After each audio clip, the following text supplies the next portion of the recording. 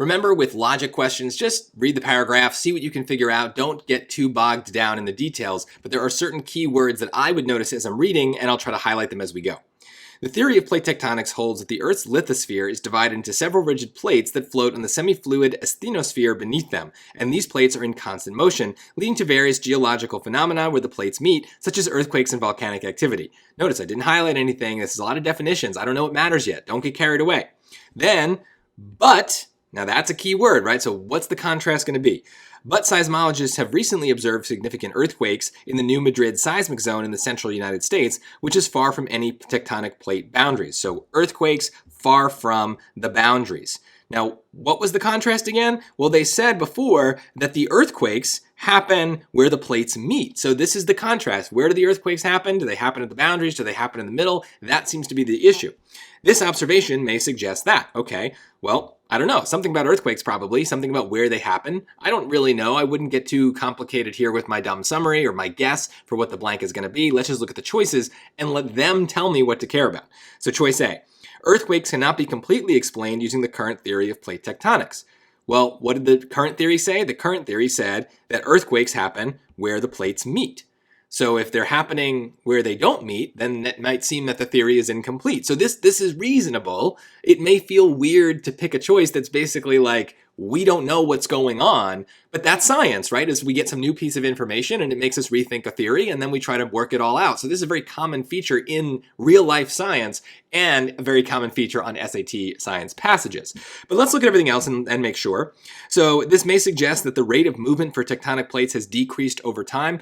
Well, we always are nervous about choices that quantify things, right? So do they talk about things increasing or decreasing in the passage? I don't think so, so that seems bad. But also, they don't talk about changes over time. And this is another common trap that we see in these answer choices, is that they tell us something is changing over time in a choice when we don't have any evidence of that in the passage. It just seems there are earthquakes at the boundaries, there are earthquakes in the middle. I don't know how often these are happening. I don't know when they're happening. I don't care. It's not part of this. So there's two problems there that are, specific to this passage, but also things that I noticed from passage to passage that tend to be wrong.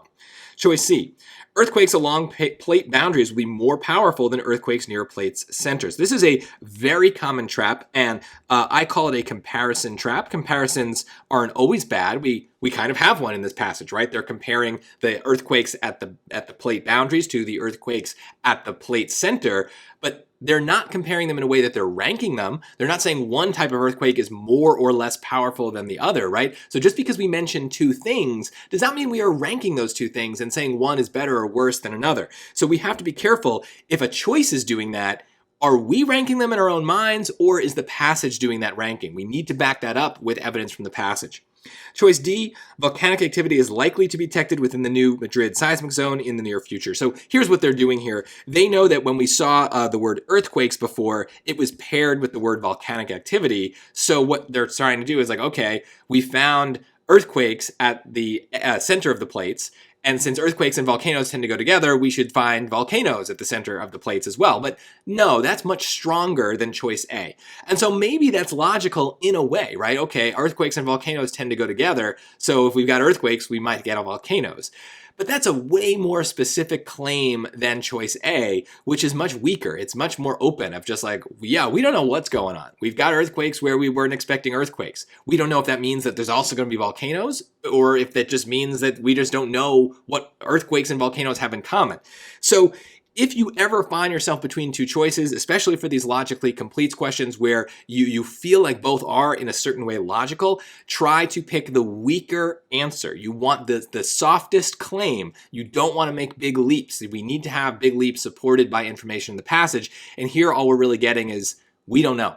And we don't know is a perfectly valid answer on these questions and in science. So when you see it as a choice, don't immediately get rid of it. It could be an answer on an SAT question.